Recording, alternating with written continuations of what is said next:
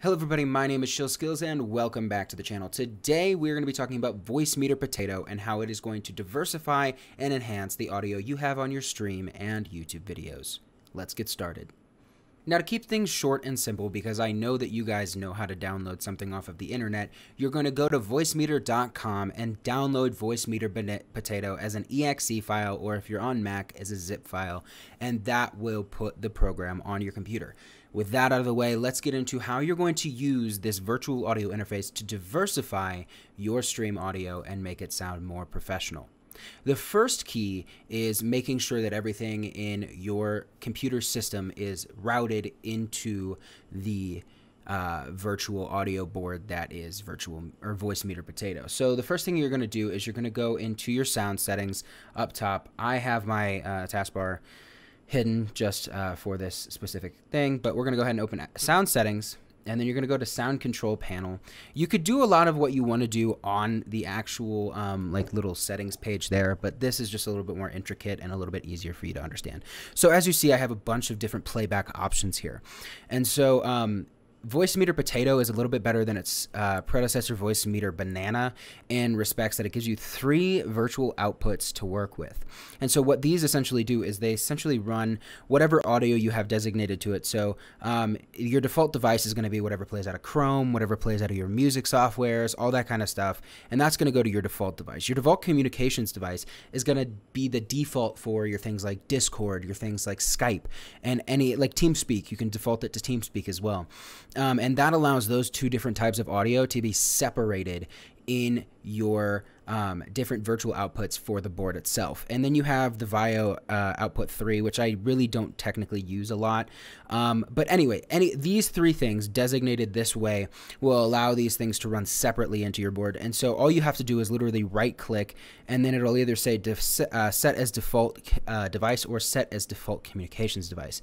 And so doing this will allow you to separate the default device and the default communications device to VoiceMeeter input and VoiceMeeter aux input. And those will allow those things, like if I ran a YouTube video right now, it would start running with only 6 days in the VoiceMeeter VIO, sources say President Trump, and we would have that virtual audio output there. Now, the next thing that's super important on the board itself, before we like break it down in OBS and how you're going to fix it for streams and recording, is the hardware out. So where you're going to be hearing everything.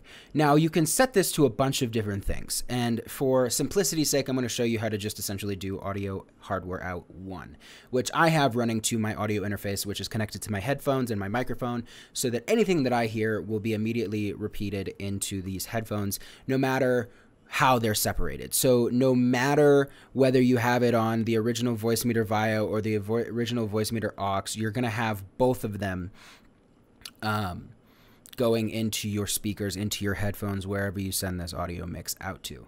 This is really, really helpful as well if you're running like specific mixes as well. So you could run the output to, let's say, audio 1. So you don't want to hear anything that's happening out of Chrome, but you want to hear your party chat in Discord.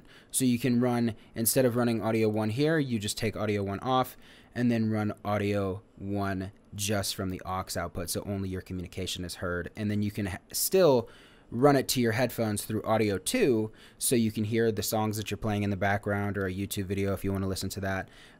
But your chat or your live stream is not hearing those things. So I'm going to click that back on because I want both of them to play through. Now let's switch over to Streamlabs OBS, which is what I personally use. This works the same way in OBS as well, so just follow along. The steps are pretty basic and pretty simple to get you set up and started. So I open Streamlabs OBS on my secondary monitor, and I hit the gear icon in the bottom left corner to open the settings menu, which opens on my default monitor anyway. Now what you're going to want to do is you're going to want to go to audio. Now I have a bunch of different audio sources hooked up for my stream specifically, but we'll get into what all of these sources do and how you're going to adjust them in your stream.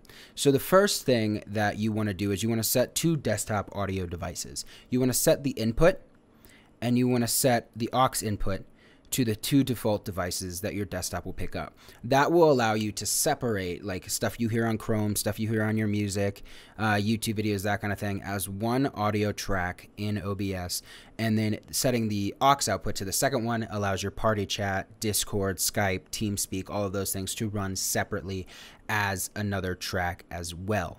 Now, obviously, you want to add your mic inputs and other things as well. And if you're running that third output on the VoiceMeeter Potato, you can also run that through here as well through like a mic output. Yeah, see right there.